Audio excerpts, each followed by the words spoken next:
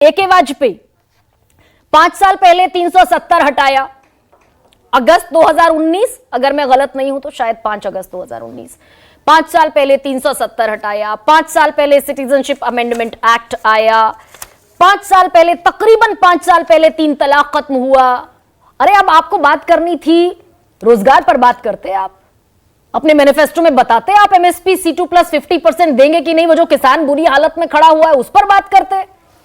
ये आप 370, Gaganyaan, Chandrayaan again I am saying is a badge of honour, लेकिन जमीन पर तो गरीब खड़ा है, बेरोजगार खड़ा है, हिसाब मांग रहा है आपसे 10 साल का।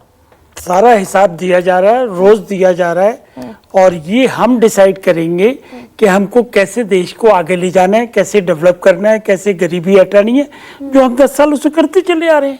नहीं हुआ नहीं ना, लेकिन कभी नहीं होगा, इतनी जल्दी नहीं होता है। हाँ। अभी हमको समय और चाहिए।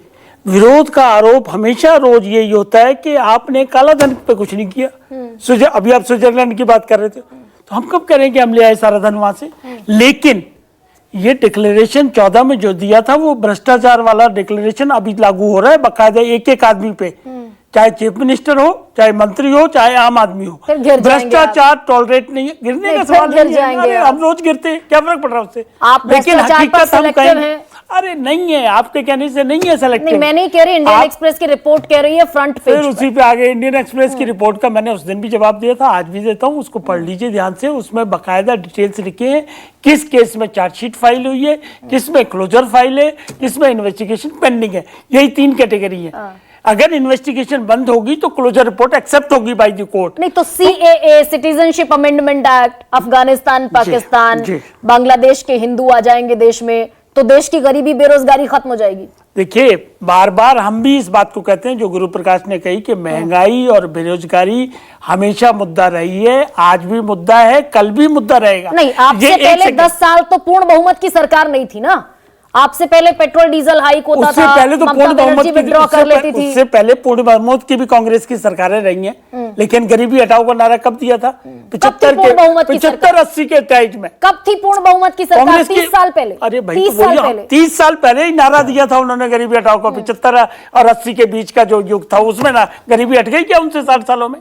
देखिए, गरीबी हमने एके वाजपेयी इसका बोलेंगे तो फिर नहीं, आपने कहा कि गरीबी हट गई क्या, तो मैं ये मान लूं कि BJP equivalent is equal to Congress, मैं ये मान लूं ना? नहीं, ये नहीं कह सकते। They couldn't do that.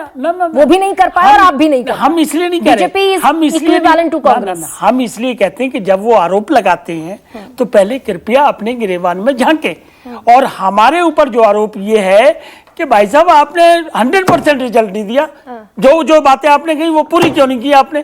हम ये कहते हैं हम 95% तो पूरी कर चुके हैं ना। नहीं तो 58 पर था एके वाजपेयी, बिल्कुल था, 58 पर था, अभी 83 या 87 पर है। उससे पहले 12 रुपए पे भी रुपया हमने देखा हुआ है, डॉलर जो 12 रुपए पे भी था, उसके बाद 22 पे हुआ, उसके बाद 24 पे हुआ। किसी एक नेता का बयान बता दीजिए एके वाजपेयी जिसने ये कहा हो कि गिरता हुआ रुपया गिरती हुई साख का प्रतिबिंब है। तो ये तो आज भी है, ये कौन मना करेगा इस बात से? गिरी ना, नहीं तो गिरा तो हम कब करेंगे नहीं गिरा। लेकिन हम उसको स्टेबल करने के लिए प्रयास जारी हैं और उसी के चलते हुए 5th लार्जेस्ट इकोनॉमी बने हैं। डेवलपिंग कंट्री में आने की कोई प्रयास कर रहे हैं, 3rd इकोनॉमी बनाने की बात कर रहे हैं, गरीबी रेखा से 25 करोड़ लोगों को ऊपर लेके आए।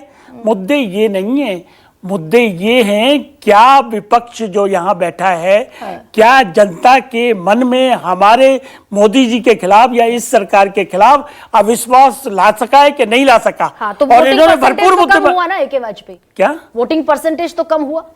तो उससे तो दोनों तरफ चलता है। वोटिंग परसेंटेज अगर कम हुआ है तो ये इस बात का द्योतक नहीं है कि एंटी इनकम्बेंसी है, ये इस बात का द्योतक भी है कि ये सरकार यथास्थिति बनी रहे, ये ठीक काम करेगी। ये भी इसको भी मानना पड़ेगा। यानी कि एके वाजपेयी आपने 58 से 83-87 पर रुपया पहुंचा डॉलर के मुकाबले, वो माना, मैं इसके लिए साधुवाद देती हूँ आपको, और मैं यही ईमानदारी। तो हकीकत अब मैं